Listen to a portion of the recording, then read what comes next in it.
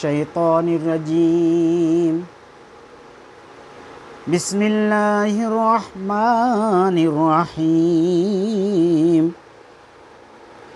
या अय्युहल्लज़ीना आमनू ला तक़ूलू राइना वक़ूलू उन्ज़ुरना वस्मऊ वलिल काफ़िरीन अज़ाबुन अलीम।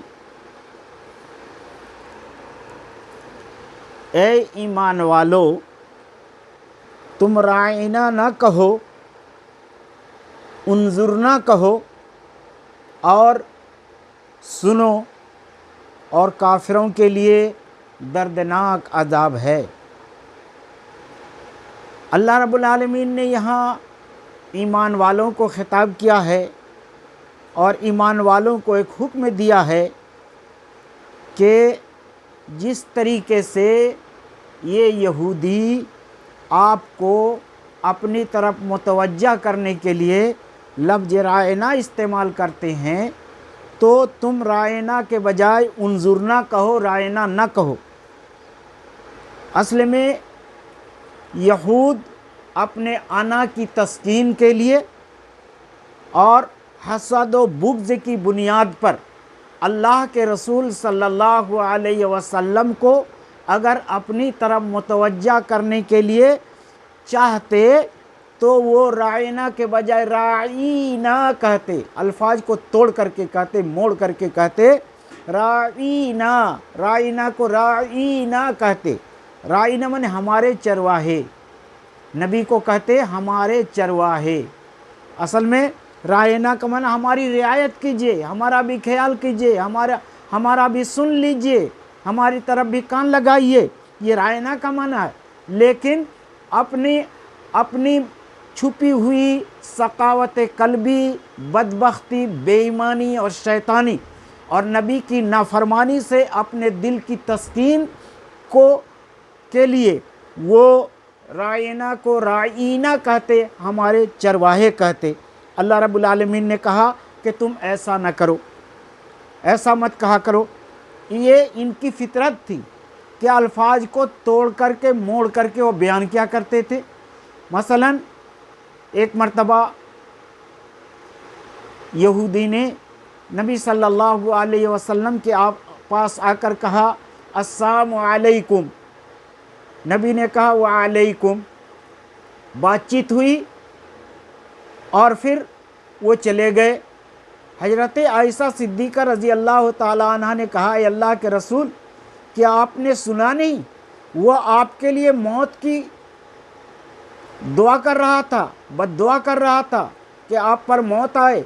अस्सलामु अलैकुम, अस्सलामु अलैकुम की बजाय अस्सलामु अलैकुम। अस्सलाम माने मौत, अस्सलामु अलैकुम के मतलब का माना होता है तुम पर सलामती हो, सलामती की ये दुआ है। और इस्लाम में सलाम का जो तरीक़ा बयान किया गया है, इससे बेहतर तरीक़ा किसी और मजहब में नहीं है। इसमें सलामती की दुआ होती है और सुनने वाला भी जवाब देता है वालेकुम अस्सलाम, तुम्हारे ऊपर भी सलामती हो। लेकिन ये यहूद अपनी छुपी हुई इनाद और दुश्मनी को तस्कीन देने के लिए नबी के पास आकर के तरह तरह के खुराफाती अल्फाज इस्तेमाल किया करते थे। तो उसी में से वो कहते अस्सलामु अलैकुम, तुम्हारे ऊपर सलामती हो। अल्लाह के नबी सल्लल्लाहु अलैहि वसल्लम भी उनको जवाब देते हुए कहते वालेकुम। सिर्फ इतना ही कहते कि तुम्हारे ऊपर ही मौत हो, हमारे लिए बद्दुआ नहीं, तेरे ही लिए बद्दुआ हो। बद्दुआ उन पर के ऊपर वापस चली जाती। हजरत आयशा ने कहा आपने सुना नहीं, आपको अस्सलामु अलैकुम कहा। तो आपने कहा, अल्लाह के नबी ने फरमाया कि मैंने उनकी उस बद्दुआ को वापस कर दिया, मैंने सिर्फ अलैकुम कहा, यानी वो उनकी बद्दुआ उनके ऊपर वापस हो गई। तो वो इस तरीके से कहा करते थे। उन्हीं में से एक लफ्ज़ रायना भी है। वह रायना को राइना यानी हमारे चरवाहे, नबी को कहते थे हमारे चरवाहे। तो ये लफ्ज़ सुन करके मुसलमानों में से भी कुछ लोगों ने रायना वो समझते थे कि ये नबी के लिए अदब का लफ्ज़ है, इनका माना मफ़हूम वो नहीं समझते थे। वो रायना कहा करते थे यहूदियों को सुन सुन करके। तो अल्लाह ताला ने कहा ए ईमान वालो, यहूदियों की नकल करते हुए तुम रायना इस्तेमाल मत करो। नबी को जब अपनी तरफ मुतवज्जा करना हो तो उनको उन्जुरना कहो, ए नबी आप हमारी तरफ नज़र कीजिए, हमको देखिए। इस तरीके से अदब के लफ्ज़ के साथ आप उनका इस्तेमाल कीजिए। अल्लाह रब्बुल आलमीन ने यहाँ कुफ़ारों और मुशरिकीन यहूद व नसारा की नकल करने से, उनके अक़वाल और अफ़आल में नकल करने से मना फरमाया है कि वो जिस तरह करते हैं तुम उस तरीके से ना करो। वो अगर अपनी छुपी हुई दुश्मनी को तस्कीन देने के लिए इस तरीके से गलत अल्फाज इस्तेमाल करते हैं, अल्फाज को तोड़ मड़ोड़ कर इस्तेमाल करते हैं, तो ए ईमान वालो तुम ऐसा ना कहो। नबी के अदब और एहतराम को मलूज नज़र रखते हुए तुम नबी से कलाम करो। तुम नबी के लिए कोई ऐसा लफ्ज़ इस्तेमाल न करो जो उनकी शान में गुस्ताखी हो, बल्कि ऐसा लफ्ज़ इस्तेमाल करो जो नबी की इज़्ज़त, नबी का एहतराम और नबी की बड़ाई और नबी की अच्छाई उससे जाहिर होती हो, ऐसा लफ्ज़ तुम इस्तेमाल करो। लिहाजा ए ईमान वालो तुम रायना न कहो, तुम उन्जुरना कहो। हदीस में आया है, अल्लाह के नबी सल्लल्लाहु अलैहि वसल्लम ने इरशाद फरमाया, मन तसब्बहा बिकौमिन फहुवा मिनहुम, जिसने किसी कौम की मुसाबहत इख्तियार की तो वो उन्हीं में से है। सही हदीस है, अल्लामा अलबानी ने इसकी तस्हीह की है, इसको हसन करार दिया है। तो मतलब ये हुआ कि अगर खाने पीने उठने बैठने कौलो फेल में अगर हम मुसाबहत इख्तियार करते हैं यहूदियों के या कुफ़ार के या मुशरिकीन के, तो अल्लाह के नबी के हुक्म के मुताबिक हम उन्हीं में से हो जाते हैं। लिहाजा उनके उस जैसा मुसाबहत इख्तियार करने से अपने आप को बचा कर रखना चाहिए।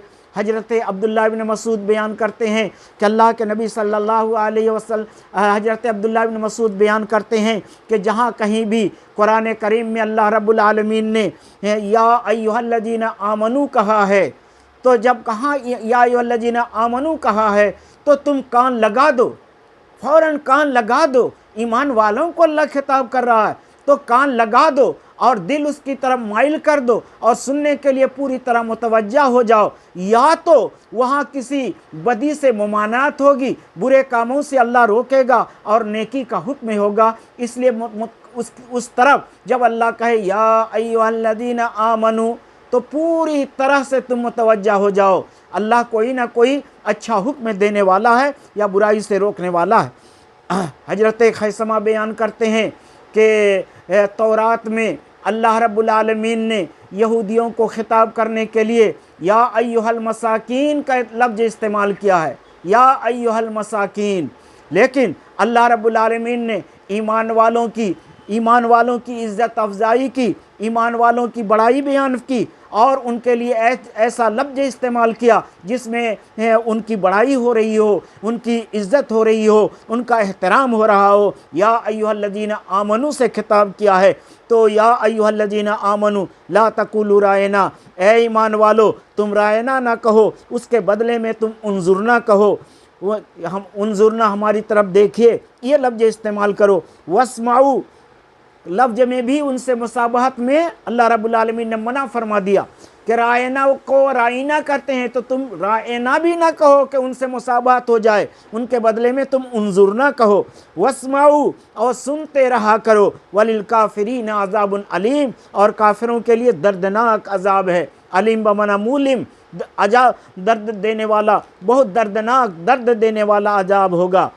आगे अल्लाह ने फरमाया मा यवद्दुल्लज़ीना कफ़रू मिन अहलिल किताबि वल मुशरिकीन अन युनज़्ज़ला अलैकुम मिन खैरिम मिन रब्बिकुम वल्लाहु यख्तस्सु बिरहमतिही मन यशा वल्लाहु ज़ुल फ़ज़्लिल अज़ीम। मा यवद्दुल्लज़ीना कफ़रू मिन अहलिल किताबि वल मुशरिकीन, जो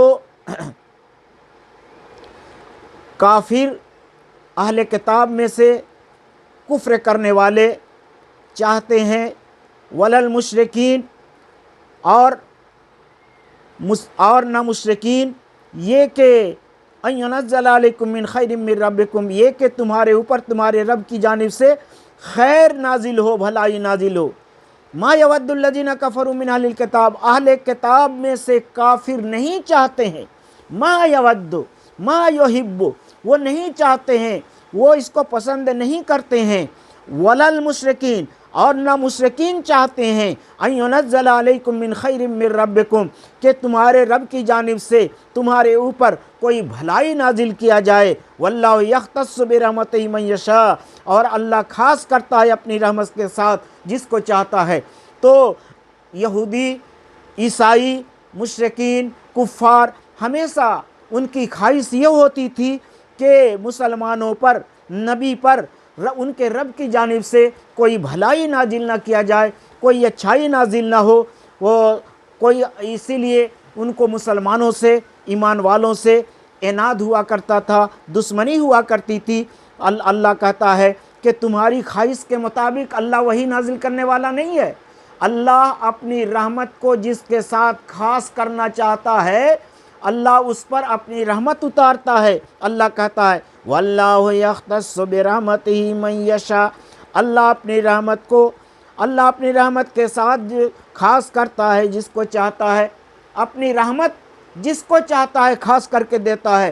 तुम्हारी ख्वाहिश के मुताबिक कि नबी पर हमारी रहमत उतर रही है, हमारा कुरान उतारा जा रहा है, नबी को नबी बनाया गया है, उनकी बेइज्जत हुई है, दुनिया वालों के लिए और रहमतुल लिल आलमीन है, और मुसलमानों के लिए तरह तरह की रहमतें हम नाजिल कर रहे हैं। तुम्हारी ख्वाहिश ये है कि उन पर इस तरीके से नाजिल ना हो। अल्लाह कहता है कि तुम्हारी ये ख्वाहिश गलत है। अल्लाह जिसको चाहता है, ये उनका फजल है, वो उनका करम है। कहाँ बारिश बरसाएगा, कहाँ नहीं बरसाएगा, कहाँ किसी को खाना देगा, किसी को खाना नहीं देगा। अल्लाह रब्बुल आलमीन किसी की इज्जत और किसी को सरबराही अता करेगा, किसी को नहीं। ये उनका फजल है, जिसको चाहता है वो देता है। वल्लाहु ज़ुल फ़ज़लिल अज़ीम, और अल्लाह बड़ा फजल वाला है, और उनका कोई काम हिकमत से खाली नहीं। अल्लाह रब्बुल आलमीन जो भी करता है अपनी हिकमत के मुताबिक करता है, और उसी में दुनिया वालों को और लोगों को और सारी कायनात को भलाई होती है। यह और बात है कि हम उसको समझ नहीं सकते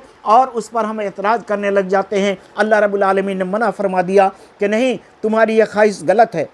आगे अल्लाह ने फरमाया मा नंसख मिन आयतिन औ नुनसिहा नाति बिखैरिम मिनहा औ मिस्लिहा अलम तालम अन्नल्लाहा अला कुल्लि शैइन कदीर। मा नंसख मिन आयतिन, हम किसी आयत को मनसूख नहीं करते हैं या उसको भुलाते नहीं हैं, लेकिन उससे हम बेहतर लाते हैं या उसी जैसी आयत उतारते हैं या उसी जैसा हुक्म उतारते हैं। अलम तालम अन्नल्लाह अला कुल्लि शैइन कदीर, क्या तूने जाना नहीं कि अल्लाह हर चीज़ पर कुदरत रखने वाला है। नस्ख का माना बदल देना है, नस्ख का माना लिखना, नस्ख का माना ज़ाइल करना है, नस्ख का मतलब बदल देना। तो अल्लाह ताला कहता है किसी आयत को हम बदलते नहीं हैं, किसी आयत को बदलते नहीं हैं, मनसूख नहीं करते हैं, या उसको हम आपसे ए नबी भुलाते नहीं हैं, मगर हम उससे बेहतर आपको देते हैं या उसी जैसी आयत उतारते हैं। तो नस्ख कुरान करीम में भी अल्लाह रब्बुल आलमीन ने कई आयतों को मनसूख करार दिया। पहले कुछ हुक्म था, बाद में उस हुक्म को बदल करके दूसरा हुक्म उतारा। इस तरीके से कुरान करीम में नस्ख की 3 किस्में हैं। पहली किस्में तो ये कि अल्लाह रब्बुल आलमीन ने पहला जो हुक्म था उस हुक्म को बदल दिया और दूसरा हुक्म उसके बदले में उतारा। और दूसरी शक्ल इसकी नस्ख की यह है, मनसूख होने की यह है कि अल्लाह रब्बुल आलमीन ने उस हुक्म को तो बदल दिया, लेकिन आयत को बाकी रखा और उसके बदले में अल्लाह ताला ने दूसरी आयत उतारी। हुक्म बदल गया लेकिन आयत नहीं बदली गई, आयत रखी गई और उसके बदले में अल्लाह ताला ने दूसरी आयत उतारी। अब दोनों आयतें कुरान करीम में हैं, वो बदली हुई आयत भी, वो मनसूख आयत भी, और इसके बदले में जो आयत उतारी गई वो भी, दोनों की तिलावत होती है, दोनों की तिलावत की जाती है। या ऐसा हुआ कि अल्लाह रब्बुल आलमीन ने हुक्म तो बदल दिया, हुक्म तो बदल दिया। या अल्लाह रब्बुल आलमीन ने कुरान करीम की आयतों को तो बदल दिया और कुरान करीम की आयतों को मुसहफ से निकाल दिया, लेकिन उसका हुक्म बाकी रखा। जैसे कुरान करीम में ये हुक्म था, अस्सैखो वस्सैखतो इजाज़निया फरजुमुहुमा अलबत्तता, जब शादीशुदा मर्द और औरत ज़िना करें तो यकीनी तौर से आप उनको रजम कर दें, आप उनको रजम कर दें। ये आयत कुरान करीम में नहीं है अभी, लेकिन उसका हुक्म अभी भी बाकी है, उसका हुक्म अभी भी बाकी है। ये 3 किस्म का नस्ख, यहूदी इसको नहीं मानते थे। वो कहते थे कि कुरान पर वो एतराज़ करते थे कि एक आयत उतरती है फिर दूसरी आयत से उसको मनसूख कर दिया जाता है, ऐसा क्यों? कहा ऐसा ये अल्लाह की हिकमत है। अल्लाह जिसको चाहता है बदलता है, अल्लाह जिसको चाहता है भुला देता है। अल्लाह उसके बदले में दूसरा हुक्म उतारता है या दूसरी आयतें उतारता है और दूसरा हुक्म देता है। जैसे हजरत आदम अलैहिस्सलाम के ज़माने में उनकी औलाद में यह हुक्म था कि भाई बहन की शादी हुआ करती थी, इसलिए कि अल्लाह को दुनिया फैलाना था। अब कुछ कोई दूसरे नहीं थे तो भाई बहन की शादी हुआ करती थी। पहले का लड़का और दूसरी मर्तबा जो पैदा होता उस की लड़की, और पहला लड़का और बाद की लड़की, डबल लड़का लड़की पैदा हुआ करते थे एक साथ। तो हुक्म ये था कि ये भाई बहन की शादी हो, लेकिन बाद में अल्लाह रब्बुल आलमीन ने उस हुक्म को बदल दिया। इस तरीके से कुरान करीम में कई आयतें हैं। पहले ये हुक्म था कि 20 आदमी तुम्हारा 200 आदमी के मुकाबले में जंग करे। बाद में अल्लाह ने उसमें तखफीफ कर दी और कहा कि नहीं, एक मुसलमान 2 मुसलमान के लिए लड़ाई कर सकता है। अल्लाह ने तखफीफ कर दी और कहा सब्र के साथ तुम उनके साथ मुकाबला करो, जम करके उनके साथ मुकाबला करो। इस तरीके से और भी बहुत सारे अहकाम हैं कि अल्लाह रब्बुल आलमीन ने उन जो पहले हुक्म था उसको बदल दिया और उसके बदले में अल्लाह रब्बुल आलमीन ने दूसरी आयत को बयान फरमाया। अल्लाह कहता है कि हम उससे बेहतर आयत लाते हैं, बेहतर आयत उसके बदले में हम लाते हैं कि पहला हुक्म तुम्हारे लिए मुश्किल था तो बाद में हमने उसको आसान कर दिया, या उसी जैसी आयतें हमने उतार दी। अल्लाह रब्बुल आलमीन ने, जैसे हदीस में आया है कि अल्लाह के नबी सल्लल्लाहु अलैहि वसल्लम नून से हा, इसको नन सा ओहा भी बाजकारियों ने पढ़ा है। उसका मतलब ये होता है कि हम उसको पीछे कर देते हैं, नून से हम उसको भुला देते हैं। नून से हा यही जुमहूर की किरात है और यही ज़्यादा बेहतर है और सही है। हजरत साद बिन अबी वक्कास ने हजरत सईद इब्न मुसैब की किरात को उन्होंने रद्द करते हुए कहा था कि नून से हा यही बेहतर है, इसलिए कि ये हमारे नबी पर और हमारे ख़ानदान और हमारे ख़ानदान के मुताबिक अल्लाह रब्बुल आलमीन ने जो उनकी ज़ुबान और बोली है कुरान को उतारा है। तो नून से हा हम उसको भुला देते हैं, तो उससे बेहतर या उसी जैसी आयत हम लाते हैं। शब कद्र के बारे में रिवायत आया है, हजरत उबादा बिन सामित रज़ी अल्लाह ताला अन्हु रावी हदीस हैं, वह बयान फरमाते हैं अल्लाह के नबी सल्लल्लाहु अलैहि वसल्लम बाहर निकले तो देखा 2 आदमी लड़ाई कर रहे हैं। अल्लाह के नबी ने फरमाया कि मैं तुम लोगों को शब कद्र की तायीन के शब कद्र को मुअय्यन करके मुतय्यन करके बताने वाला था कि ये रात शब कद्र की है, लेकिन इन दोनों का झगड़े को देखकर इसी दरमियान में मेरे दिमाग से वो बात निकाल दी गई। अब तुम शब कद्र को रमज़ान के आखिरी 5 रातों की ताक रातों में तलाश करो, उम्मीद है कि यही तुम्हारे लिए बेहतर होगा। तो अल्लाह रब्बुल आलमीन कभी कभी किसी आयत को भुला देता है, किसी हुक्म को भुला देता है, या किसी आयत को मनसूख कर देता है। नासिख और मनसूख, हजरत शाह वलीउल्लाह रहमतुल्लाह अलैह ने कुरान करीम में कहा कि वो कहते हैं कि सिर्फ 5 ऐसी आयतें हैं जिनको मनसूख कर दिया गया है, लेकिन और दूसरे लोग इससे ज़्यादा भी कहते हैं। अलम तालम अन्नल्लाह अला कुल्लि शैइन कदीर, क्या तुमने जाना नहीं कि अल्लाह हर चीज़ पर कुदरत रखने वाला है। ए यहूदियों, तुम एतराज़ करते हो कुरान करीम पर कि ये कैसा कुरान है कि कभी एक आयत उतरती है फिर उसका हुक्म बदल दिया जाता है, वो आयत बदल दी जाती है, ऐसा लगता है कि ये अल्लाह का कलाम ना हो। अल्लाह फरमाता है कि नहीं, तुमने क्या जाना नहीं कि अल्लाह हर चीज़ पर कादिर है, वैसा भी हुक्म दे सकता है और इस तरह भी से भी हुक्म दे सकता है। ये अल्लाह की कुदरत है और अल्लाह की मशीयत है, जैसा चाहता है वह करता है। अल्लाह बेहतरीन, अल्लाह हमेशा ऐसा हुक्म देता है कि पहले हुक्म से बाद में आने वाला हुक्म आसान होता है, बाद में आने वाला हुक्म आसान होता है। सख्त और मुश्किल हुक्म को ख़त्म करके बाद वाला हुक्म आसान हुक्म अल्लाह नाजिल करता है। इसमें भलाई है, बेहतराई है और उम्मत के लिए अच्छाई है। आगे अल्लाह ने फरमाया, अलम तालम अन्नल्लाह लहु मुल्कुस समावाति वल अर्द वमा लकुम मिन दूनिल्लाहि मिन वलिय्यिन वला नसीर। क्या तुमने जाना नहीं, बेशक अल्लाह ही के लिए आसमानों व ज़मीनों की बादशाहत है।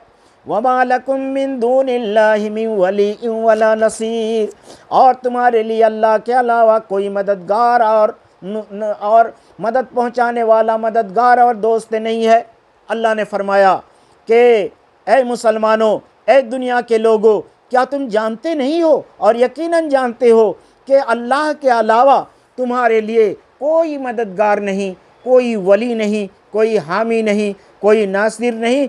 वही तेरी हिमायत करता है, वही तेरी मदद करता है, वही दुख दर्द और गम और मुसीबत में तेरी हिफाजत फरमाता है। तेरे अलावा और कोई नहीं है, बस वही है, वही अव्वल है, आखिर है, ज़ाहिर है, बातिन है, इसके अलावा तेरे लिए और कोई नहीं है। लिहाजा तुम अल्लाह रब्बुल आलमीन ही से मदद चाहो और अल्लाह रब्बुल आलमीन से ही दोस्ती इख्तियार करके अपनी ज़िंदगी गुजारो। आगे अल्लाह ने फरमाया, अम तुरीदून अन तसअलू रसूलकुम कमा सुइला मूसा मिन क़ब्लु वमन यतबद्दलिल कुफ्र बिल ईमान फ़क़द ज़ल्ल सवाअस सबील। अल्लाह रब्बुल आलमीन यहाँ हुक्म दे रहा है, अम तुरीदून, क्या तुम चाहते हो। अम या तो अपने असली माना में है या अम बल के माना में है। अम तुरीदूना, बल तुरीदूना, या तुम चाहते हो, बल्कि तुम चाहते हो। अन तसअलू रसूलकुम, ये कि तुम अपने रसूल से सवाल करो। कमा सुइला मूसा मिन क़ब्लु, जिस तरीके से हजरत मूसा अलैहिस्सलाम इससे पहले सवाल किए गए। अब मुसलमानों को एक हुक्म अल्लाह रब्बुल आलमीन दे रहा है कि मुसलमानों सुनो, जिस तरह से तुमसे पहले हजरत मूसा अलैहिस्सलाम से यहूदियों ने, उनके मानने वालों ने बार बार सवाल किया, बेज़रूरी सवाल किया, गैर ज़रूरी सवाल किया, जो सवाल नहीं करना चाहिए था वो सवालात उन्होंने किए। लिहाजा उनके नक्श कदम पर चलते हुए तुम ए मुसलमानों, तुम अपने रसूल से खामखा सवाल न करो। सुनो, हदीस में आया है कि अगर तुम ऐसी चीज़ के बारे में सवाल करोगे जो जायज़ है और तुम्हारे सवाल करने की वजह से वो हुक्म बदल गया, उस हुक्म में तब्दीली आ गई, उसको हराम कर दिया गया, तो तुमसे बड़ा मुजरिम क़यामत के दिन कोई नहीं होगा। इसलिए गैर ज़रूरी सवाल से तुम बचो, गैर ज़रूरी सवाल तुम ना करो।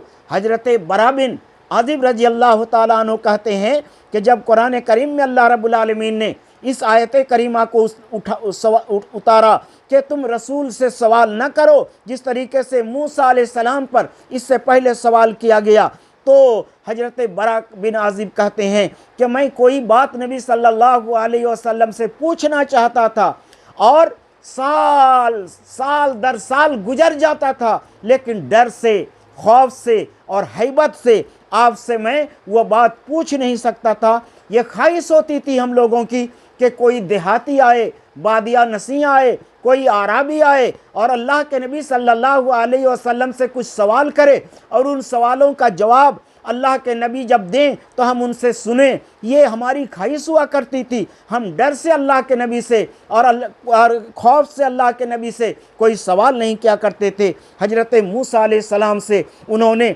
बहुतों मरतबा ऐसा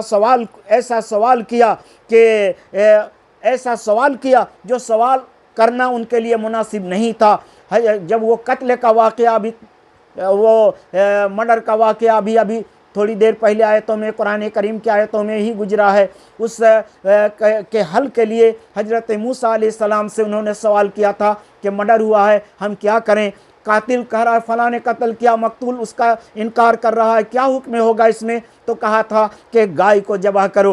कोई सी भी गाय ज़बह कर देते, बस मसला हल हो जाता। लेकिन उन्होंने एतराज़ करना शुरू किया कि कैसी गाय होनी चाहिए, उसका रंग कैसा होना चाहिए, वो गाय जवान हो या बूढ़ी हो, वो गाय काम पर लगाई गई हो या काम पर ना लगाई गई हो। इस तरह तरह तरह के वो सवालात करने लगे, जिससे मुश्किलात में वो फंसते गए। अगर वो लोग इंशाअल्लाह न कहे होते इस दरमियान में, तो वो गाय क़यामत तक इस तरह से उनको गाय नहीं मिलती और ये मसला जू का तू धरा रहता, ये हल ना होता। तो अल्लाह के नबी को मानने वाले मुसलमानों को ये हुक्म दिया जा रहा है कि ऐ मुसलमानों, तुम खामखा सवाल नबी से ना करो। कुरान करीम में अल्लाह ने दूसरी जगह बयान फरमाया है, ला तसअलू अन अशिया इन तुब्दलकुम तसूकुम। ऐ ईमान वालो, तुम बहुत सी चीज़ों के बारे में सवाल न करो, अगर तुम्हारे सवाल करने की वजह से वो बदल दिया जाए तो तुम बहुत बुरे हो, तुमको बहुत बुरा बदला दिया जाएगा। तुमने बहुत बुरा किया और तुमने बुरा अमल किया, इसलिए गैर ज़रूरी सवाल से बचना चाहिए। वमन यतबद्दलिल कुफ्र बिल ईमान फ़क़द दल्ल सवाअस सबील। और जो ईमान को कुफ्र से बदल देगा, ईमान को कुफ्र से बदल देगा, मोमिन है वो काफिर हो जाए, ईमानदार है ईमान के बजाय वो कुफ्र को इख्तियार करे, फ़क़द दल्ल सवाअस सबील, पस तहक़ीक़ के वो सीधे रास्ते से भटक गया, सीधे रास्ते को उन्होंने गुम कर दिया, सीधे रास्ते से गुमराह हो गया, सिराते मुस्तकीम से वो हट गया। अब और सिराते मुस्तकीम से हटने के बाद क्या होता है? क्या होता है? हक के बाद फमाज़ा बादल हक इल्ला दलाल, हक के बाद सिर्फ गुमराही है, सिराते मुस्तकीम के बाद गुमराही है। सिराते मुस्तकीम से हट जाएगा, आदमी गुमराही में फंस जाएगा। अल्लाह ने फरमाया फ़क़द दल्ल सवा सबील, से वह सवाए सबील से, सीधे रास्ते से, सिराते मुस्तकीम से भटक गया, गुमराह हो गया। इसलिए ए मुसलमानों, इसलिए ए दुनिया के लोगों, तुम कुफ्र के बदले में तुम ईमान को कुफ्र से न बदलो, हरगिज हरगिज ऐसा मत करो, वरना तुम बहक जाओगे, तुम गुमराह हो जाओगे। और आगे अल्लाह ने फरमाया, वद्द कसीरुम मिन अहलिल किताब लौ यरुद्दूनकुम मिन बाद ईमानिकुम कुफ्फारा हसदम मिन इंदि अनफुसिहिम मिन बाद मा तबय्यन लहुमुल हक़ फ़अफ़ू वस्फ़हू हत्ता याति अल्लाहु बिअम्रिही इन्नल्लाहा अला कुल्लि शैइन क़दीर। अल्लाह ने फरमाया, बहुत से अहले किताब में से बहुत से ख्वाहिश रखते हैं, बहुत से अहले किताब की ख्वाहिश है, लौ यरुद्दूनकुम, कि वो तुमको फेर दें, तुमको हटा दें, मिन बाद ईमानिकुम, ईमान लाने के बाद तुमको ईमान से हटा दें। ये बहुत से अहले किताबों की ख्वाहिश है। कुफ़ारन हसदन, बुग़्ज़ करते हुए, हसद करते हुए, मिन इंदि अनफुसिहिम, अपने पास से, मिन बाद मा तबय्यन लहुमुल हक़, इसके बाद कि उनके लिए हक़ ज़ाहिर हो चुका है। कहा हक़ ज़ाहिर होने के बाद भी बहुत से अहले किताब ये चाहते हैं कि मुसलमानों को उनके ईमान से हटा दें। क्यों ऐसा करते हैं? हसद करते हुए, बुग़्ज़ करते हुए, जबकि ये अहले किताब जानते हैं कि हक़ यही है। अहले किताब के लिए हक़ ज़ाहिर हो चुका है, मुसलमानों के लिए जिस तरह ज़ाहिर हुआ है हक़, अहले किताब के लिए भी, यहूदियों के लिए भी, ईसाइयों के लिए भी हक़ ज़ाहिर हो चुका है। लेकिन हसद से, जलन से वो ये चाहते हैं कि जिस तरह हम ईमान से दूर हैं, हक़ से दूर हैं, सदाकत से दूर हैं, इसी तरीके से इन मुसलमानों को भी हम हटा दें, वो भी बेईमान हो जाए, वो भी शैतान हो जाए और वो भी अल्लाह का बागी बन जाए, ये उनकी ख्वाहिश है। तो ऐ नबी, आप क्या कीजिए, फ़अफ़ू वस्फ़हू हत्ता याति अल्लाहु बिअम्रिही, तुम माफ़ कर दो और दरगुज़र करो यहाँ तक कि अल्लाह अपने हुक्म को लाएगा। ये इब्तिदाए ज़माना इस्लाम की बात थी कि वो तुमको इस तरह से करते हैं, सताते हैं। उनकी एक ख्वाहिश होती है, अपने कौल से भी ये जाहिर करते हैं और अपने फ़ेल से भी ये जाहिर करते हैं। तो तुम क्या करो, उनको जाने दो, दरगुजर करो, सुनी को अनसुनी कर दो, माफ़ कर दो। ये लेकिन जब इस्लाम में ताकत आई, जब मुसलमानों को ताकत हुई और अल्लाह रब्बुल आलमीन का उनके मुकाबला करने की अल्लाह ने ताकत दे दी, हिम्मत दे दी, तो हुक्म दिया कि तुम उनका जवाब दो, तुम उनका जवाब दो। और पहली लड़ाई बद्र की लड़ाई सन 2 हिजरी में हुई, जिसमें मुसलमानों को गलबा हुआ और वो लोग पछते हुए। तो अल्लाह रब्बुल आलमीन ने ये कहा, यहाँ अहले किताब की एक और बदमाशी का नक्शा खींचते हुए कहा है कि वो लोग हक़ को पहचानते हैं, कुरान को पहचानते हैं, नबी को पहचानते हैं, इसके बावजूद सिर्फ़ जलन से और सिर्फ़ हसद से वो चाहते हैं कि वो तुम भी उसी की तरह हो जाओ। लिहाजा तुम उनको माफ़ करते रहो, दरगुजर करते रहो, जब तक अल्लाह कोई दूसरा हुक्म नाजिल नहीं करे।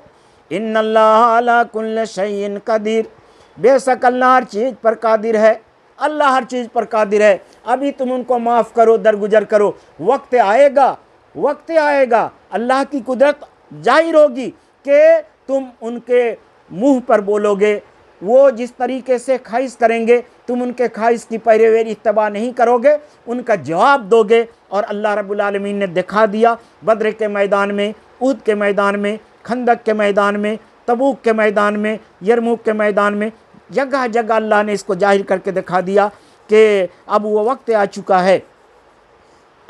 इन आयात में अल्लाह रब्बुल आलमीन ने यहूदियों की, जहाँ इससे पहले बहुत सारी उनकी छुपी हुई अखलाकी बदकिरदारी को अल्लाह ने बयान फरमाया है और उनके दिल की शैतानी को बयान फरमाया है, यहाँ भी उन्हीं बातों को बयान फरमाते हुए आगे मजीद तफसील किया है और उनके नक्श कदम पर चलते हुए मुसलमानों को उनकी देखा रेखी में उनकी नक्श कदम की पैरवी करने से मना किया, उनकी नकल करने से मना फरमाया कि उनकी ख्वाहिश ये होती है कि तुम भी उसी तरीके से गुमराह हो जाओ जिस तरीके से वो गुमराह है, तो तुम उनकी पैरवी न करना। हम अपने फजल करम से जो हुक्म देना चाहते हैं देते हैं। पहले जो हुक्म दिए हैं हो सकता है कि उसमें मुसलमानों के लिए बाद में आने वाला हुक्म ज़्यादा अच्छा हो पहले हुक्म से, तो हम उसको बदल भी देते हैं और ऐसा बार बार करते हैं। तो इसमें कोई एतराज़ की बात नहीं, ये मेरी मशीयत है और मेरी हिकमत है और मेरी मसीहत और हिकमत हर चीज़ पर मुहित है और उस पर ईमान लाना चाहिए। ये फिर यहूदियों की एक और बुराई कि वो अपने रसूलों से खामखा सवाल क्या करते थे, उनको तंग क्या करते थे, उनसे मुकालमा और मुखासमा क्या करते थे, उनसे झगड़ा क्या करते थे। कहा तुम इस तरीके से अपने नबी से न कहो, इज्जत एहतराम के साथ उनसे बातचीत किया करो। उनसे सवाल अगर करना है तो अदब के दायरे में रहकर, एहतराम के दायरे में रहकर उनसे पूछो। जो ज़रूरी समझ रहे हो उनको पूछो, गैर ज़रूरी सवाल तुम न करो। और जो इस तरीके से करेगा कि ईमान ज़ाहिर होने के बाद भी कुफ्र को इख्तियार कर लेगा तो वो अपने आप को गुमराह कर देगा। तुम काफिरों की ख्वाहिश, ईसाइयों और यहूदियों की ख्वाहिश की पैरवी न करो, वो तो चाहते हैं कि तुमको गुमराह कर दें। इस तरीके से तुम उनके बहकावे में और उनके बातों में और उनके सब्ज बाग दिखाने में तुम बहलावे में न आ जाओ। तुम ईमान पर मजबूती के साथ जमे रहो, इसी में अल्लाह की भलाई है और अल्लाह हर चीज़ पर कादिर है। अल्लाह रब्बुल आलमीन तमाम दुनिया के मुसलमानों को इन बातों पर अमल करने की तौफीक अता फरमाए। व आखिर दावाना अनिल हम्दुलिल्लाह।